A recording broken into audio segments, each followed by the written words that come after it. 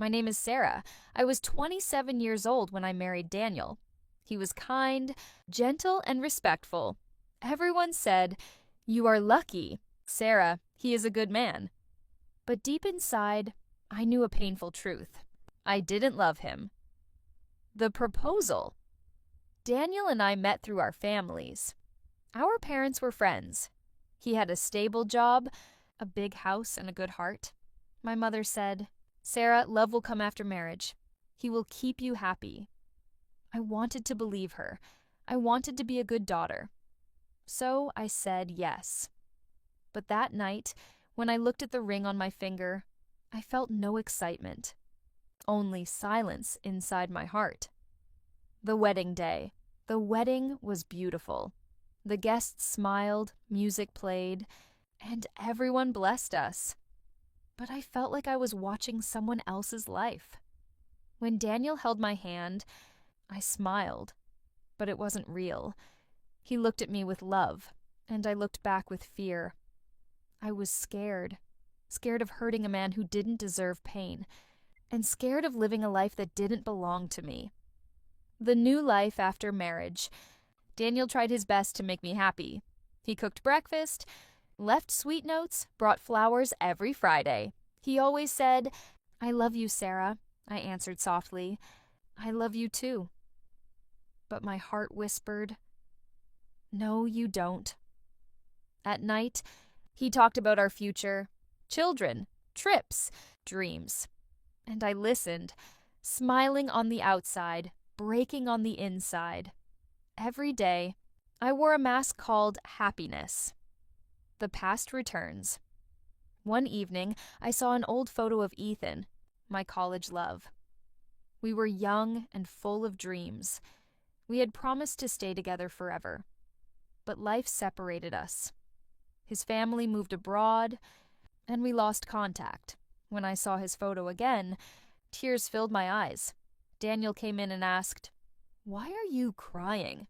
I said quickly, "It's nothing, just memories." But he looked at me carefully. He knew it wasn't nothing. The truth between us. Days passed. I became quieter, more distant. Daniel finally asked one night, "Sarah, do you love me?" The question broke me. I tried to smile, but tears ran down my face. I whispered, "I'm sorry, Daniel. You are a good man, but I'm married without love. I wanted to make everyone happy, but I forgot myself." He was silent for a long time. Then he said softly, "Thank you for your honesty. I always felt your heart was somewhere else." He didn't shout. He didn't blame me. He just looked sad, deeply sad. Ciao bettines for weeks. We barely spoke. We lived in the same house, but our hearts were far apart. I started reading, walking alone, thinking about my choices. Daniel stopped leaving flowers.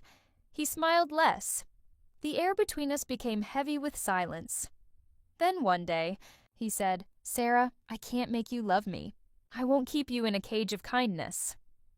My heart trembled, because even though I didn't love him, I cared for him deeply. He was the man I wished I could love. Descuiden. We decided to separate. Peacefully. With respect. On the last day, Daniel said, "I hope one day you find the love you were searching for." I cried as he walked away. I felt both free and empty. For the first time, I faced my truth completely. I married without love, and love cannot be forced. Finding myself again. Months passed. I moved to another city and started teaching English. I met new people, learned new things, and slowly began to understand love. Not the romantic kind, but love for myself, for life, for peace. One afternoon, I received a message from Daniel. "I'm happy now, Sarah. Thank you for being honest. It helped me heal." I smiled with tears. Sometimes love isn't about staying. Sometimes it's about letting go. The first night after Daniel left, The apartment felt too quiet. No sound of his steps, no soft, "Good night, Sarah." Only the ticking of the clock and the whisper of rain outside. I walked through every room. The living room, the kitchen, our bedroom. Everything was in its place, but nothing felt alive. A new beginning. I moved to a small town near the mountains. The air was fresh, and the mornings were quiet. I rented a little apartment and got a job teaching English at a school. The children's laughter healed me. Their bright eyes reminded me that life could start again. Every morning, I looked in the mirror and said, "Today, I choose peace." It wasn't easy. Sometimes I missed Daniel's kindness, his calm voice, his soft, "Take care." But I also remembered the empty space in my heart during our marriage. It taught me that love without truth is only half alive. The stranger at the bookstore. One weekend, I went to a small bookstore. It was raining, and the smell of coffee filled the air. As I looked for a book about self-love, a man beside me said, "That's a good one. It helped me too." I turned and met James. He was not like Daniel or Ethan. He wasn't perfect. He was quiet, thoughtful, with eyes that looked like they understood pain. We talked for hours about books, travel, and life. I didn't feel fireworks, but I felt peace. And that peace was new and beautiful. Friendship or something more. James and I became friends. We met at the same cafe every Saturday. He never asked about my past, and I didn't ask about his. But one day, he said, "Sarah, sometimes the people who smile the most are the ones who cried the hardest." His words touched my heart deeply. He saw through me, not the teacher, not the woman who was fine, but the soul still learning to heal. I realized then, love doesn't always come fast. Sometimes it grows slowly, like a quiet song you start to hum without noticing. The unexpected letter one morning, I received a message from Daniel. "Sarah, I'm getting married soon. I wanted you to know first. Thank you for teaching me what honesty means." I sat in silence for a long time. Then I smiled. There was no pain anymore, only gratitude. Daniel had found his happiness, and somehow that made me feel free. That evening, I told James about the message. He listened quietly and said, "Then it's time for your new chapter. Learning to love again." One evening, after our usual coffee, James looked at me and said, "Sarah, can I ask you something?" I nodded. He said softly, "Would you let someone love you, slowly, honestly, without promises, just love as it is?" I felt my eyes fill with tears, because for the first time, I wasn't afraid of love. I said, "Yes." He held my hand, gently, without pressure, and that small touch said everything. True love is peace. Months passed. We didn't rush into anything. We built trust, laughter, and quiet understanding. One night, while watching the stars, James said, "Do you ever regret marrying without love?" I smiled and answered, "No, because that mistake taught me what real love feels like." He nodded and whispered, "And what does it feel like?" I looked at him and said, "It feels like peace." The full circle years later, I sometimes tell my students, don't marry because others tell you to. Marry when your heart is ready, not when the world says it's time. Because I learned something precious. Love without truth hurts everyone, but truth, even when it hurts, sets you free. I married once without love, but now I live with love, real, quiet, patient love, and that made all the difference. It was a rainy evening. I sat near the window of my small apartment, watching the raindrops fall. The sound was soft, like tiny heartbeats on the glass. I closed my eyes and whispered, Thank you, life, for breaking me and for healing me. Every drop of rain felt like a memory. The wedding day, the quiet nights, the tears I never showed. But this rain was different. It didn't make me sad anymore. It made me feel alive. Sometimes healing doesn't happen all at once.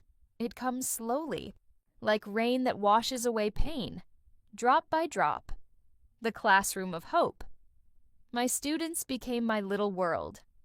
Each day, I greeted them with a smile. Good morning, everyone. The children didn't understand completely, but they smiled, and that was enough. In their innocence, I found hope again. Teaching didn't just help them learn English, it helped me learn to love life again. The visit one afternoon. I heard a knock at my door. When I opened it, I froze. It was Daniel. He smiled kindly. Hi, Sarah. I was passing through this town. I heard you live here. My heart raced, not with love, but with a calm sense of closure. We sat down for tea. He told me about his wife, Anna, and how they were expecting a baby. He looked truly happy, and for the first time, I was happy for him too. Before leaving, he said, You look peaceful, Sarah. I'm glad. After he left, I sat quietly. I realized that the story of my heart had finally ended. The part that belonged to him. The letter I never sent. That night, I wrote a letter to Daniel, not to send, but to release my feelings. Dear Daniel, I hope your days are filled with love. Thank you for showing me kindness even when I couldn't love you back. I learned that honesty can hurt, but it also heals. Our paths were meant to cross, not to stay together, but to teach each other what real love needs. Truth. I folded the letter and placed it in a drawer. Then I whispered, Goodbye, Daniel. And this time, it truly was goodbye. The slow love James and I continued to meet. He never rushed me, never asked for more than I could give. His love was patient, like the sea, calm but deep. One evening he said, Sarah, you're like a garden that finally got sunlight after a long winter. I smiled and said, and you're like the gentle rain that helped it grow. He laughed softly and held my hand. That moment, I knew. This was love, not burning fast, but glowing slow and steady. The confession.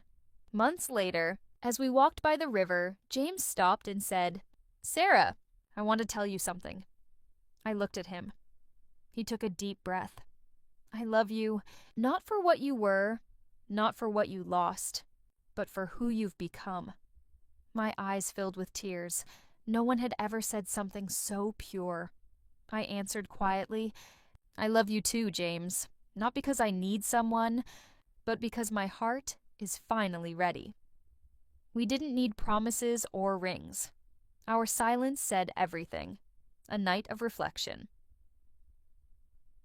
That night, I sat on my balcony, watching the moonlight touch the hills. I thought of all the people who rush into love because they're afraid to be alone. I once did that too. But loneliness taught me something. Being alone is better than being with someone who doesn't truly see you. I whispered to the stars. I married without love once, but now I live with peace. And peace, I realized, is the purest form of love. The wedding invitation, Sandeep Masning Dembur. James came to me with a smile. He held a small box. Sarah, he said softly, I don't want a big wedding. I just want a quiet promise. Between us and the sky. He opened the box. Inside was a silver ring. Simple, elegant, and pure. He said, This time, you'll marry with love. Tears rolled down my cheeks as I whispered, Yes. It wasn't about the ring. It was about the truth behind it. The real wedding. Our wedding was small. Only close friends, flowers, and sunshine. When I looked into James's eyes, I saw everything I once thought I'd never find: trust, kindness, and peace. As we exchanged vows, I said, love isn't about perfection, it's about patience, forgiveness, and truth. This time, I marry not because I must, but because I want to. Everyone smiled.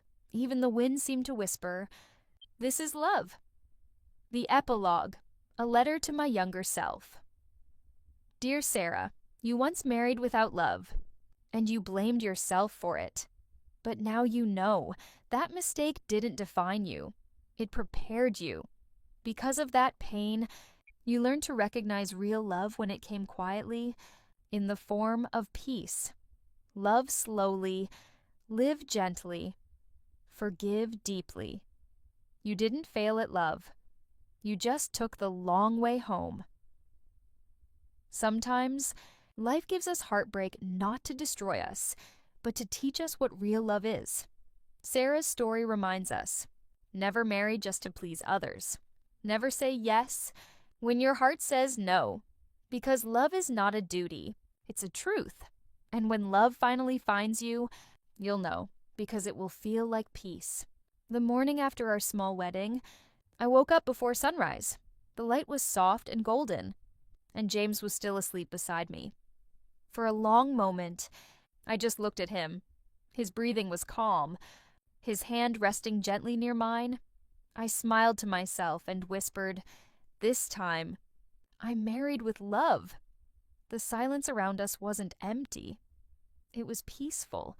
It was the sound of two hearts finally at rest.